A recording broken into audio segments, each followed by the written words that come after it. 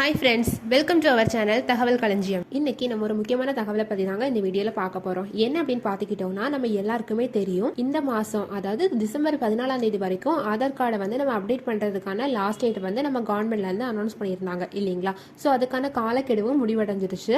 So இப்போ நம்ம கவர்மெண்ட்லேருந்து முக்கியமான அனௌன்ஸ்மெண்ட் ஒன்று வந்திருக்கு. என்ன அப்படின்னு பார்த்துக்கிட்டோம்னா, இந்த ஆதார் கார்டுக்கான காலக்கெடு வந்து அவங்க நீட்டிக்க போகிறதாட்ட அனௌன்ஸ் பண்ணியிருக்காங்க.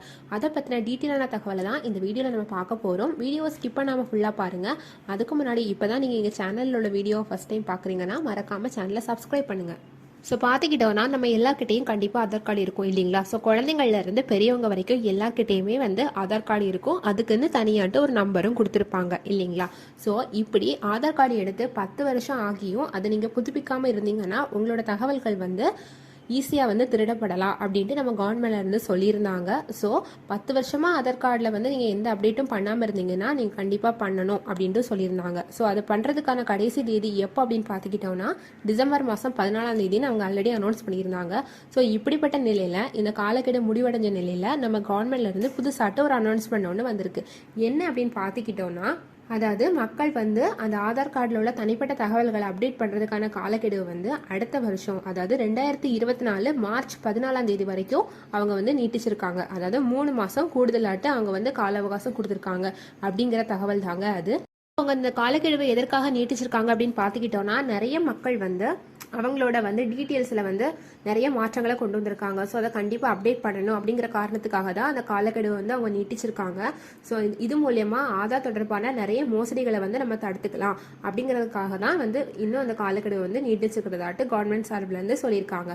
ஸோ மக்கள் வந்து 10 வருஷமாட்டு ஆதார் கார்டை வச்சுருந்தாங்கன்னா அவங்களோட ரீசன்ட் டேட்டாவோட அதாவது சமீபத்திய தகவல்களோட அவங்களோட விவரங்களை வந்து புதுப்பிச்சு UIDAல வந்து அப்லோட் பண்ணுற மாதிரி அவங்க வந்து சொல்லியிருக்காங்க. ஓகேங்களா? ஸோ ஆதார் கார்டு எடுத்துக்கிட்டோம்னா எல்லாத்துக்குமே வந்து முக்கியமான இம்பார்ட்டண்டான டாக்குமெண்ட்ங்க. அது மக்களோட பல சேவைகளுக்கு வந்து அது வந்து ரொம்பவே உபயோகரமானதாக இருக்குது.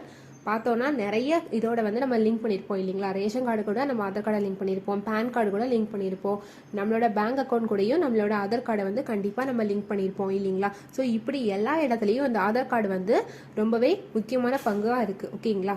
ஸோ கண்டிப்பாக நம்ம வந்து ஆதார் கார்டில் வந்து அப்டேட் கொண்டு வந்திருக்கணும். அதாவது நம்மளோட அட்ரஸோ நம்மளோட நேமில் ஏதாவது மிஸ்டேக் இருந்தாலோ கண்டிப்பாக வந்து நம்ம அதை அப்டேட் பண்ணியே ஆகணும் அப்படின்ட்டு அவங்க சொல்லியிருக்காங்க. ஓகேங்களா? ஸோ நம்ம கவர்மெண்ட்டை எடுத்துக்கிட்டாலும் சரி, அதாவது மத்திய அரசு சேவைனாலும் சரி மாநில அரசு சேவைனாலும் சரி, ரெண்டையுமே நம்ம பெறதுக்கு வந்து ஆதார் கார்டு வந்து ரொம்பவே இம்பார்ட்டன்ட்ங்க. ஸோ இப்படிப்பட்ட நிலையில தான் ஆதார் கார்டில் வந்து நீங்கள் சேஞ்ச் பண்ண விரும்புனீங்கன்னா, அதாவது ஏதாவது அப்டேட் கொண்டு வர விரும்புனீங்கன்னா நீங்கள் ஃப்ரீயாகவே பண்ணிக்கலாம் அப்படின்ட்டு சென்ட்ரல் கவர்மெண்ட்லேருந்து சொல்லியிருக்காங்க. ஸோ 10 வருஷமாட்டு ஆதார் கார்டை வந்து அப்டேட் பண்ணாதவங்க வந்து கண்டிப்பாக வந்து சேஞ்ச் பண்ணணும். அதாவது நீங்கள் அட்ரஸ் சேஞ்ச் பண்ணியிருந்தாலோ ஏதாவது தப்பான டீட்டெயில்ஸ் அதில் இருந்தாலோ அதை நீங்கள் வந்து சேஞ்ச் பண்ணிக்கணும் அப்படின்ட்டு அவங்க சொல்லியிருக்காங்க. ஸோ நம்ம UIDAA நமக்கு செஞ்சு கொடுத்துருக்க வசதி மூலமாட்டு நம்ம இந்த விவரங்களை வந்து ஈஸியாகவே வந்து மாற்ற முடியும் அப்படின்ட்டு சொல்லியிருக்காங்க. ஸோ இந்த டீட்டெயில்ஸை வந்து நீங்கள் அப்லோட் பண்ணுறதுக்கான கடைசி டேட் எப்போ அப்படின்னு பார்த்தோன்னா மார்ச் 14ஆம் தேதி வரைக்கும் தாங்க. ஸோ அது வரைக்கும் உங்களுக்கு பண்ணுறதுக்கு வந்து எந்த விதமான சார்ஜஸுமே அவங்க வாங்க மாட்டாங்க. அதாவது நீங்கள் எந்த விதமான கட்டணங்களையும் வந்து செலுத்த வேண்டிய அவசியம் இல்லை அப்படின்ட்டு சொல்லியிருக்காங்க. ஸோ ஆன்லைன் மூலமாட்டு நம்ம ஈஸியாக வந்து செய்ய முடியும் அப்படின்ட்டு சொல்லியிருக்காங்க. ஸோ நம்ம ஆன்லைன் மூலமாட்டே இதை வந்து நம்ம ஈஸியாகட்டே செஞ்சு முடிக்கலாம். அது மட்டும் இல்லாமல் நீங்கள் வந்து நேரில் போய் ஆதார் மையத்துக்கு போய் செஞ்சீங்கன்னா உங்களுக்கு வந்து 50 ரூபாய் வரைக்கும் கட்டணம் வந்து வசூலிப்பாங்க அப்படின்ட்டு சொல்லியிருக்காங்க. அது மட்டும் இல்லாமல் மை ஆதார் பேஜ் மூலமாட்டும் நீங்கள் வந்து ஈஸியாகவே மாற்ற முடியும் அப்படின்ட்டு முன்னாடி சொல்லியிருந்தாங்க. ஆனால் இப்போதைக்கு வந்து அந்த அவகாசம் வந்து முடிஞ்சிருச்சு அப்படின்ட்டு சொல்லியிருக்காங்க. ஓகேங்களா? ஸோ இனிமேல் நீங்கள் வந்து மை ஆதார் பேஜ் மூலமாட்டு உங்களோட அட்ரஸை சேஞ்ச் பண்ண விரும்புனீங்கன்னா நீங்கள் கண்டிப்பாக வந்து கட்டணம் செலுத்தணும் அப்படின்ட்டு சொல்லியிருக்காங்க. ஏற்கனவே வந்து நீங்கள் நேரடியாக போய் இந்த சர்வீஸை பெறதுக்கு வந்து கண்டிப்பாக சர்வீஸ் சார்ஜ் கொடுக்கணும் அப்படின்ட்டு நம்ம கவர்மெண்ட் வந்து சொல்லியிருந்தாங்க. ஆனால் இது வரைக்கும் நம்ம வந்து ஆன்லைன் மூலமாட்டு ஈஸியாக தான் அந்த சர்வீஸை வந்து பெற்றுட்டு இருந்தோம். ஆனால் இனிமேல் அப்படி கிடையாது, சர்வீஸ் சார்ஜ் வந்து அவங்க எடுப்பாங்க அப்படின்ட்டு சொல்லியிருக்காங்க. ஓகேங்களா? ஸோ இந்த தகவலை உங்கள் ஃப்ரெண்ட்ஸ் எல்லாருக்கும் ஷேர் பண்ணுங்கள். வீடியோ பிடிச்சிருந்தா லைக் பண்ணுங்கள். இது மாதிரியான யூஸ்ஃபுல்லான தகவலை பெற இந்த சேனலை சப்ஸ்கிரைப் பண்ணுங்கள். தேங்க்யூ.